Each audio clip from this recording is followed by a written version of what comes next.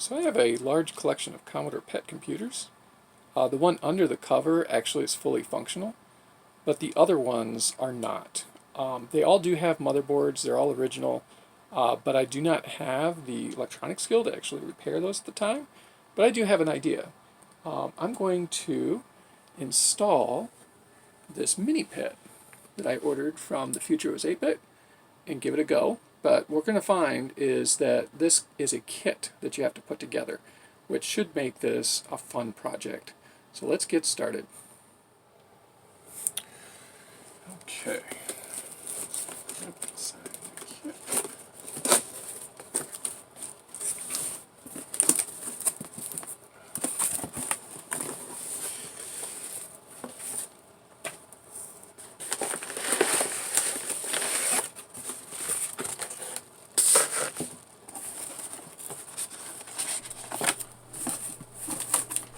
So what I have here is the B kit, which differs in that this was actually created to go inside of a PET case, which is really nice because trying to get some of these old hardware repaired now can be really challenging. With my kit, I went ahead and ordered the SD card reader, and it even came packaged with an SD card. It has a nice collection of software. What I particularly thought was cool was to have some of the infogram games in there, or infocom games. And in here we have different packs. We have like some transistors and resistor packs, all different kinds of capacitors, different things like that. Pack with switches. Looks like this one might be the diodes. The little component pack. Here we've got a bunch of end connectors. Not sure what I got there. Probably the switches.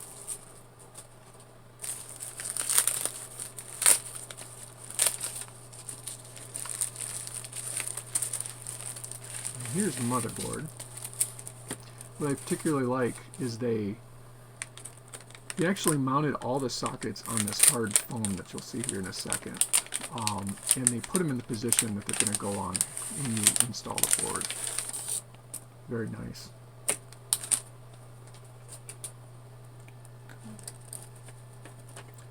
Another thing they did here is they put all the sockets in place. Of course, these are not soldered. Would be kind of nice if you had the option of getting the board with the socket soldered in place and not.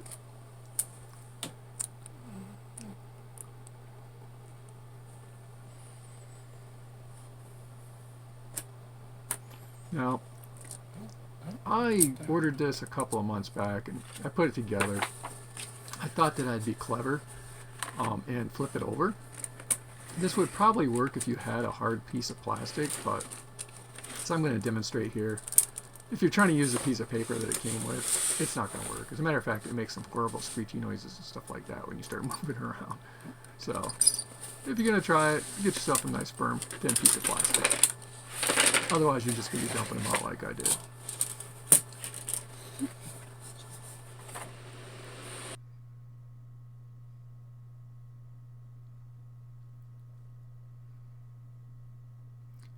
So not being really good with electronics, you'll notice that I'm quite slow. I don't really speed through this at all. Just trying to figure out how to line things up first. You know, another problem I have is my vision's not as good as it used to be. So just trying to see where the pins go can be a challenge.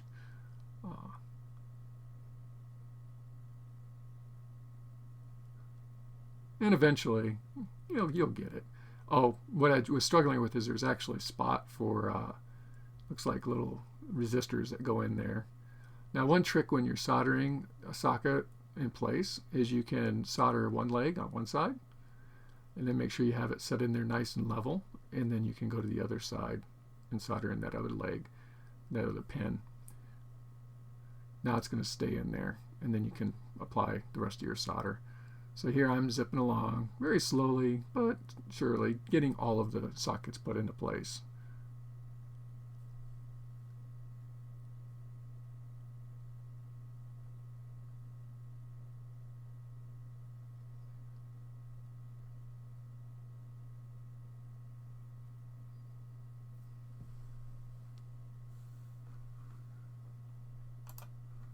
So while I'm playing around with this board up, I got myself a nice little switch put in there.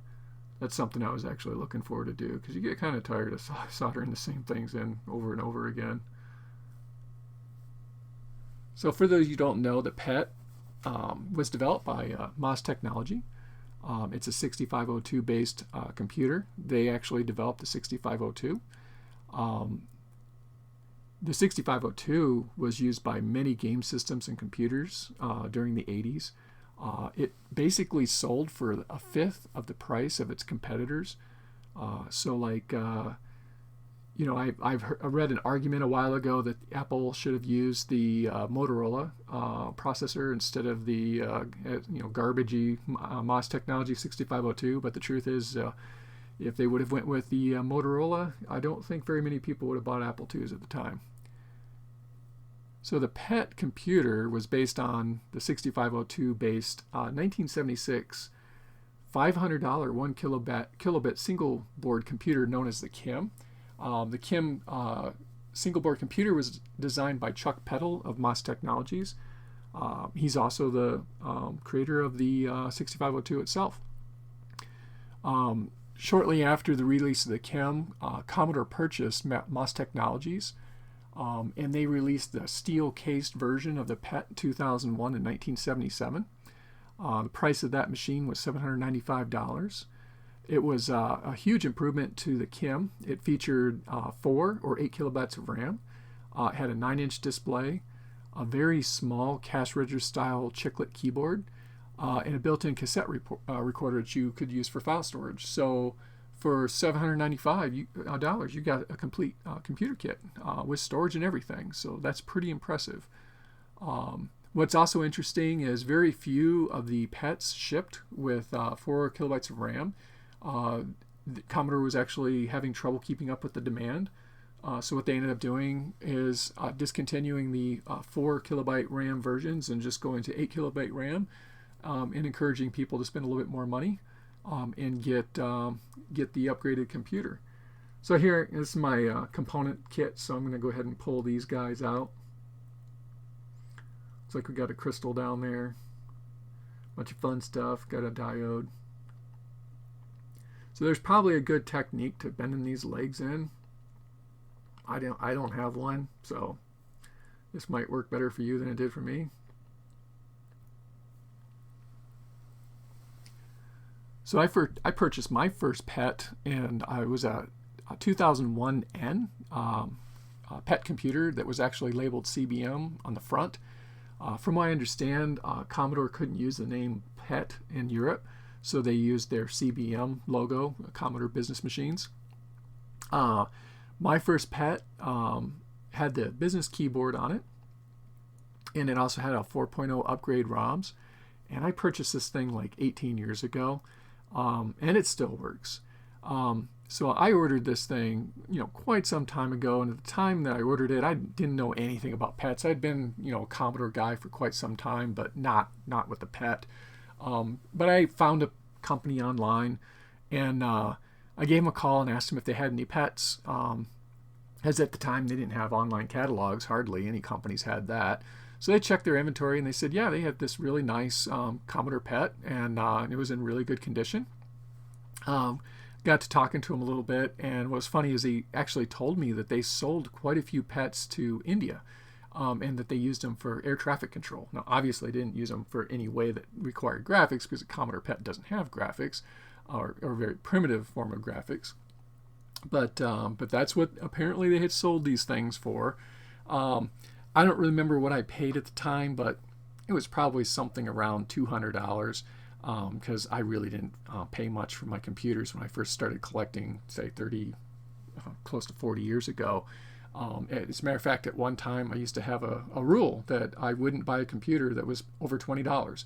So this was at a time in the early 90s I started my collecting, and things like Commodore 64s were, you could easily get a Commodore 64 for under $20. Now you'd be lucky to get a broken one for $200. So anyhow, after ordering my Commodore PET, it came in the mail, and it was in absolutely beautiful condition. You can open it up and look inside. It's just really clean, really nice. I'll probably feature it on a future video here on my YouTube channel. So I got the computer. I played with it, played with the computer for a bit. I didn't have any software to try out. I didn't have I didn't have a storage device, really nothing to do with this computer. I just knew it worked and I was happy with it, and I put it away. And it's pretty much been put away ever since. Every now and then I'll pull it out, turn it on, see if it still works, and sure enough, it works.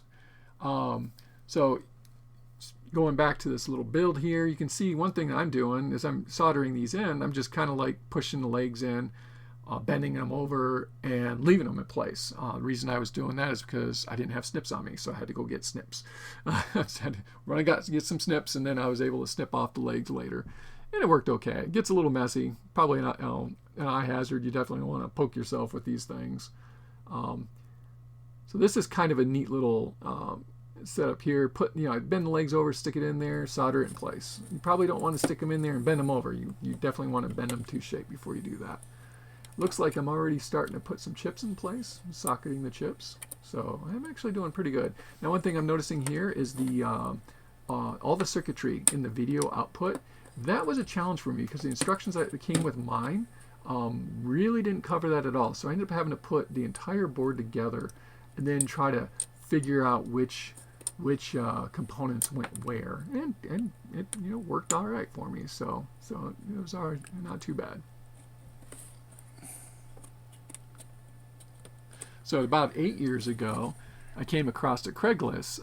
I don't search Craigslist very often. It's probably good that I don't, because there's all kinds of stuff you can find on there that for a collector, somebody with problems, it's very easy to get to overspend on these things. But I came across this ad for several broken pets, which you actually see at the beginning of this video. All of them except my one Commodore 2001. That was not included in the Craigslist listing.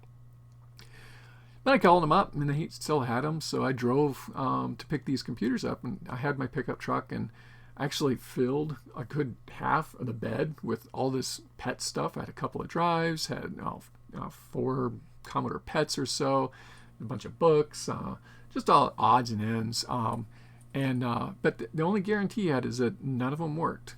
He did tell me that one of the disk drives worked, and then I also had a 32 kilobyte RAM expansion module that one had 2 of them. One works and one apparently does not work. So that'd be kind of fun to play around with. So here's my PET. I got it in there, turned it on, wham, it works. I tell you, that felt really good. After all this work, I spent several days tinkering around with this just to get it working. One thing I didn't do on the power on test was actually plug in the keyboard. So let's go ahead and put that in there. And we'll give it another try. The instruction manual is proven to be quite useful.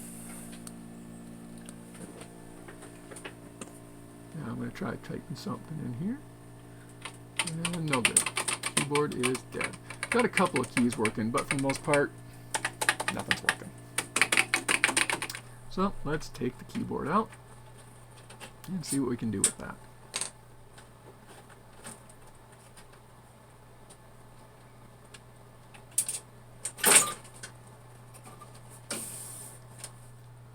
So as we can see here, pretty dirty, pretty nasty. Now this is the first time I've ever taken apart a PET keyboard. It just pulls straight up. Got a nice heavy spring there. Yeah, struggled quite a bit with the space bar. Trying to get that out, but I did manage.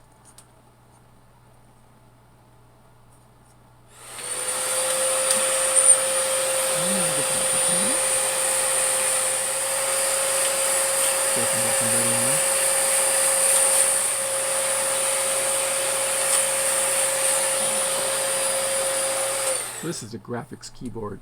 So the business keyboard doesn't have the PETSCII graphics on the keys. Actually, let me check. Nope, no graphics on the keys. And also the number pad is different. The business keyboard, it's just numbers, and on the graphics keyboard, they put the clear and the cursor movement and the insert delete key on there. I find it to be a really difficult keyboard to use. You know, I grew up with the Commodore 64, and that was pretty easy. But it's just, the PET is just odd. I think I would do better with the business keyboard, trying to type with that, than trying to use the graphics keyboard. Although the graphics keyboard's nice to have because you've got all the graphic symbols laid out for you. Another thing's really weird about the graphics keyboard is you don't have any numbers on the main part. Now here's some of my Radio Shack electronics cleaning stuff. I'm sure you don't want to get this on your hands, but obviously you can see it was a Radio Shack product and just sprayed all over the place, including I get it on my hands. So I'm going to try something here. I'm going to use a Q-tip in the cleaner and just clean each one of the pads and then clean the connectors.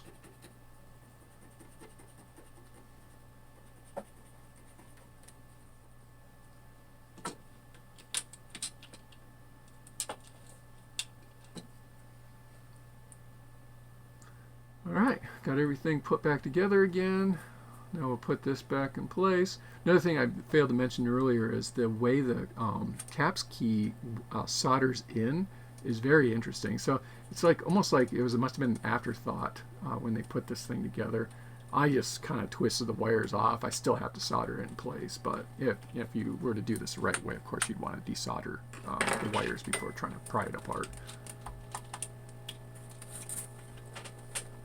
Alright, so I'm going to try testing this without putting the springs and everything back in place and just kind of see what happens.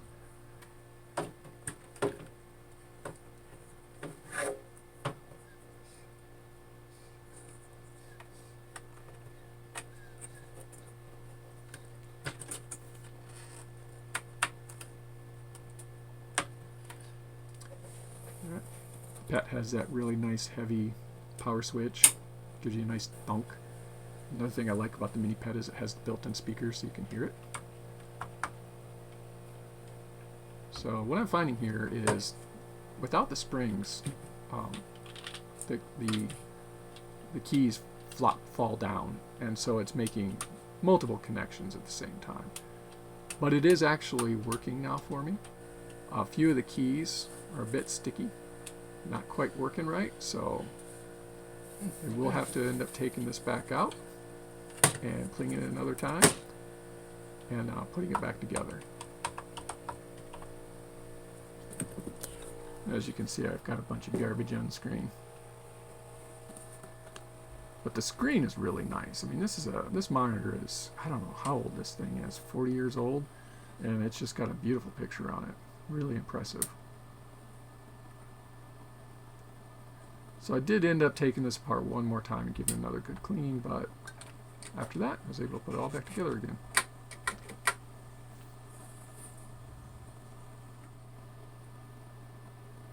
With the magic of video editing, we're making some really good progress here. I don't know what the deal was with these keys or the keyboard, but I really had to work at it to get that keyboard mounted back in there. I'm not sure if I missed some washers or what.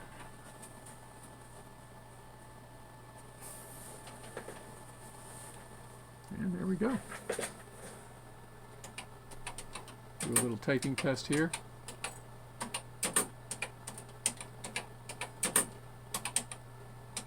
So when I was in the Navy, we had these terminals set up, and as a test, they would type out, "The quick brown fox jumped over the lazy dog's back" one time, and they would repeat 2 times, 3 times.